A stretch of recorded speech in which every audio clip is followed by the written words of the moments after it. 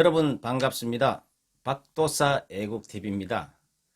우리나라 언론이 정말 썩은 쓰레기 같은 언론이지만은 여기에 종사하는 SBS의 김성준이라는 SBS의 보도본부장을 역임을 했고 지금은 SBS 시사 전망대를 진행을 하고 있는 사람인데요. 이 사람이 7월 3일 날 영등포역에서 여성의 하체를 몰래 촬영을 하다가 시민이 제보를 해가지고 잡혔는데 그래도 경찰한테는 자기가 찍지 않았다고 끝까지 우기다가 휴대폰 안에 영상이 남아 있으니까 어쩔 수 없이 시인을 하게 됐는데요.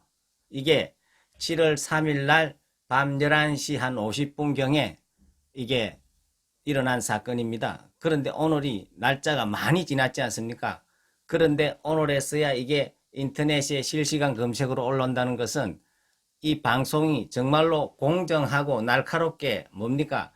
지적을 하고 보도를 해야 되는데 자기 식구들에 대해 가지고는 이렇게 보도를 안 하고 있다가 이제서야 실명이 난다는 자체가 정말로 이 사람들은 양심이 없는 집단이다. 이렇게 볼 수가 있습니다. 그리고 이제 이 김성준 SBS 보도 전 본부장 같은 사람은요, 자기는 옛날에 태극기 집회 보도를 할 때 이 태극기 시민들이 기자를 폭행을 한다, 태극기 봉으로 폭행을 한다, 이런 말도 안 되는 이런 편파 보도를 했거든요. JTBC에서도 마찬가지 아닙니까?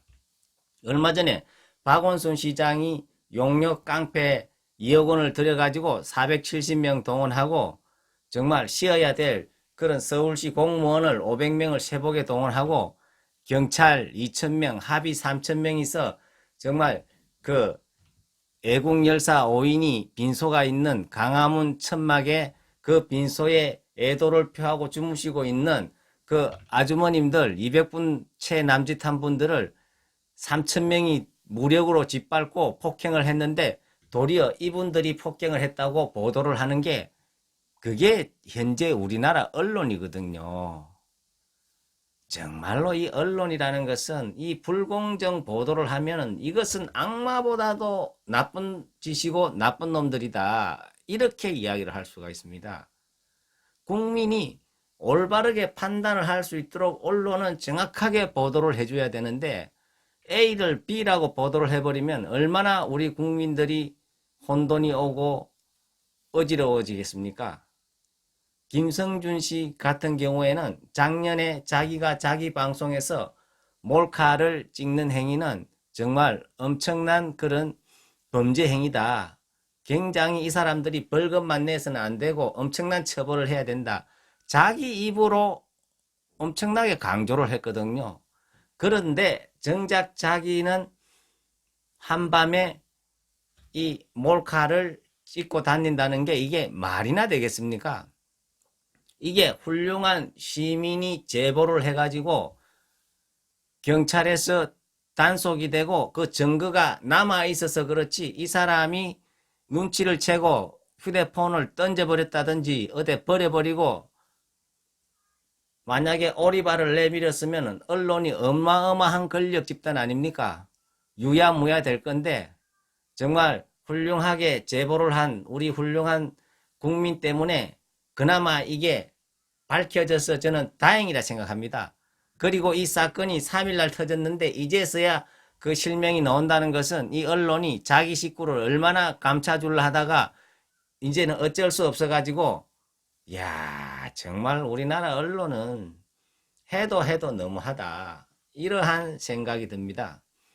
그래서 제가 이 김성준 씨가 왜 이런 사건이 터졌는지 이 사람의 프로필에 나와 있는 사주를 보고 간단하게 한번 짚어보겠습니다. 이 사람은 1964년 11월 12일 이렇게 양력으로 나와 있습니다. 이것을 사주에 대입을 시켜보면은 갑진년 용띠입니다. 을해월 을축일 이렇게 나와 있습니다. 시는 제가 알 수 있기 때문에 여기서 제가 보고 싶은 것은 이게 이제 어떤 여자의 어떤 문제지 않습니까? 그래서 그 부분만 제가 한번 보겠습니다. 이 사람이 지금 현재 사주 6글자 중에서 지지에 깔고 있는 자 중에서 여자하고 문제가 되는 자는 뭡니까? 진하고 연지에 있는 진자하고 월지에 있는 해입니다. 이게 진해 원진살이 됩니다. 근데 실제 우리가 원진살을 깔고 있어도 문제없이 잘 살고 있는 사람들은 잘 삽니다. 그런데 이분 같은 경우에는 10년 대운에 이게 또 원진살이 들어옵니다. 지금 현재 10년 대운이 이 사람은 그 경진대운입니다. 이 사람이 이제 8대운인데요. 이제 48세 때 이 경진대운이 들어왔는데 이게 이제 그 경진대운의 어떤 후반부라고 할 수가 있는데 이 진이 또 이제 월지에 있는 해하고 또 진해 원진사를 형성하게 됩니다. 그러니까 이 사람이 팔자에 원진사를 깔고 있는 데다가 운에서 들어오면은 그게 굉장히 작동할 확률이 높습니다. 그런데 올해를 보면 어떻습니까? 기해년이지 않습니까? 이 해가 뭡니까? 이 진하고 합쳐서 뭡니까? 또 진의 원진이 됩니다. 그래서 3번을 갖다가 연타로 맞기 때문에 아마 이 사람이 발동이 돼서 거리를 다니면서 이런 짓을 하지 않았나 이런 생각이 듭니다. 그리고 또 이 해는 원진 중에서도 역마의 기운이 강한 그런 원진입니다. 역마살이 강한 그런 원진이기 때문에 아마 이렇게 지하철에 다니면서 이런 창피를 당하지 않나 이러한 생각이 듭니다. 예, 오늘 마치겠습니다.